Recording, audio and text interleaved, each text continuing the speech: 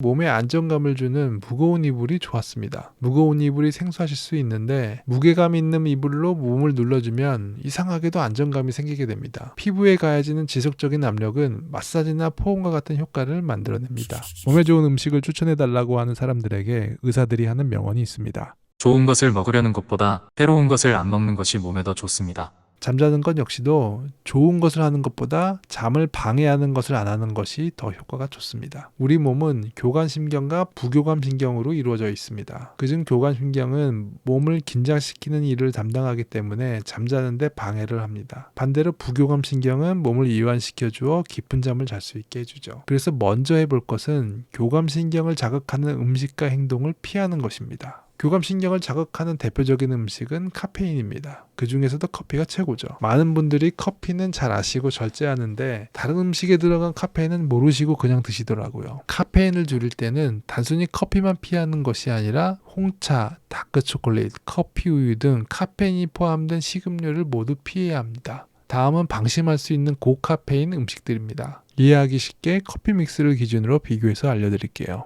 커피 믹스 한 봉지는 핫식스 한 캔하고 비슷한 카페인이 있습니다. 그리고 홍차 음료 대자와도 비슷한 카페인 수치가 있고요. 탄산음료 좋아하시는 분들에게는 충격일 수 있는데 500ml 콜라에도 커피 믹스 한 컵 정도의 카페인이 있습니다. 음료 말고 카페인 복병은 더 있습니다. 다크초콜릿과 녹차 아이스크림인데요. 대부분의 다크초콜릿이 카페인이 높지만 그 중에서도 15와 다크초콜릿은 커피 믹스 한 컵과 비슷한 카페인이 있습니다. 마지막으로 가장 참기 힘들면서 강력한 디저트가 있는데 그건 하겐다즈 녹차 아이스크림입니다. 하겐다즈 미니컵은 믹스커피 2잔의 카페인을 갖고 있으니 특히 조심해야 합니다. 근데 이건 큰 컵이 아니라 미니컵 기준이에요. 파인트 기준으로 보면 믹스커피 약 10잔 정도의 카페인이 있는 셈입니다. 음식 외에도 블루라이트 역시 몸을 각성하게 만듭니다. 대표적인 블루라이트는 휴대폰, 모니터, 그리고 형광등입니다. 자기 전에 휴대폰을 하는 것은 어떻게 해서든지 오늘 잠을 안 자야겠다고 다짐하는 것과 비슷합니다.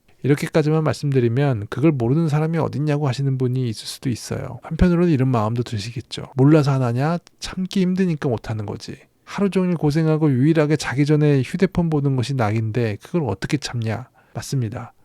저도 커피 끊는 게 고기 안 먹는 것보다 어렵더라고요. 카페인 먹지 않고 자기 전에 휴대폰을 안 하면서 살기는 너무 힘듭니다. 그래서 참지 않고 비교적 의지 없이 쉽게 해볼 수 있는 현실적인 방법이 침구류를 바꾸는 것이었습니다. 침구류는 한번 바꾸고 쓰기만 하면 되니까 상대적으로 훨씬 편합니다. 돈 좀 들이고 편하게 사는 것이 참고 사는 것보단 더 좋더라고요. 그 중에서도 특히 몸에 안정감을 주는 무거운 이불이 좋았습니다. 무거운 이불이 생소하실 수 있는데 무게감 있는 이불로 몸을 눌러주면 이상하게도 안정감이 생기게 됩니다. 피부에 가해지는 지속적인 압력은 마사지나 포옹과 같은 효과를 만들어냅니다. DPS 효과라고 해서 몸에 일정한 압력이 지속적으로 가해지게 되면 부교감 신경이 활성화되고 수면 호르몬인 멜라토닌 생성을 촉진시키게 됩니다. 무거운 이불은 원래 자폐증이나 ADHD 같은 과도한 신경 반응을 일으키는 환자들을 진정시키기 위한 용도로 사용되었었는데 안정 효과가 뛰어나고 수면에도 도움이 많이 된다고 해서 해외에서는 이 무거운 이불을 불면증 치료 용도로 많이 사용하고 있습니다. 예전에 어르신들이 이 겨울에는 무거운 모카솜 이불을 덮어야 잠이 잘 온다고 하시면서 쓰시곤 하셨죠.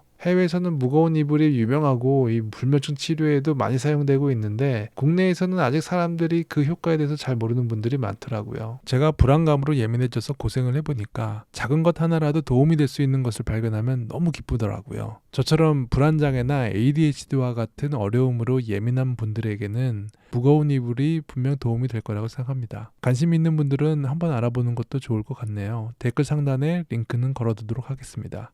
마지막으로 커피를 참는 것도 침구류를 바꾸는 것도 힘들다 하시는 분들은 이 극약 처방으로 차라리 오늘 밤은 잠을 안 자겠다고 생각하시면서 침대에 나와 다른 일을 한번 해보시는 것은 어떨까요? 사실 하루 정도 잠 안 자도 우리는 살 수 있습니다. 물론 다음날 많이 피곤해지겠지만 죽지는 않죠. 어설프게 침대에서 뒤척이면 잠자리에 대한 안 좋은 경험만 학습돼서 다른 날의 수면까지 방해하게 됩니다. 그럴 바에는 차라리 다른 날을 위해서 침대에서 나오는 것이 좋습니다. 그렇게 오늘 안 자겠다고 생각을 하게 되면 심리적인 압박이 오히려 줄어들어서 잠이 더 잘 오는 경우도 많습니다. 잠을 자려고 오랫동안 노력해 본 결과 이 불면증은 싸워서 이기려고 들면 더 힘들어지게 되더라고요. 오늘은 꼭 자야지. 오늘은 자야 하는데와 같은 생각이 대표적인 싸우려는 태도입니다. 자야지와 같은 생각들은 당장 어떤 행동을 현실적으로 만들어내야 하기 때문에 심리적인 부담을 더 느끼게 하고 몸의 긴장을 더 높입니다. 잠자리에서 정 생각이 끊이지 않는다면 당장 해야 할 일들은 생각하지 말고 차라리 먼 미래의 일을 생각해 보세요. 현실감 없는 생각일수록 긴장을 덜하게 됩니다. 이 부디 저의 경험이 여러분께 숙면하시는 데 도움이 되었으면 좋겠네요.